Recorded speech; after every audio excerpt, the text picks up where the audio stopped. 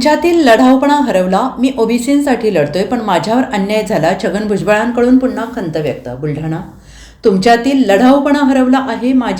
आपल्यावरच अन्याय होत आहे.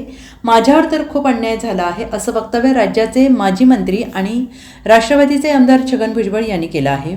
मराठा आंदोलनाच्या वेळी आमच्या कार्यकर्त्यांची घरं जाळली गेली. त्यावेळेस मी तिथे गेलो आणि राजीनामा द्यायचा निर्णय घेतला, असंही छगन भुजबळ यांनी म्हटलेलं आहे.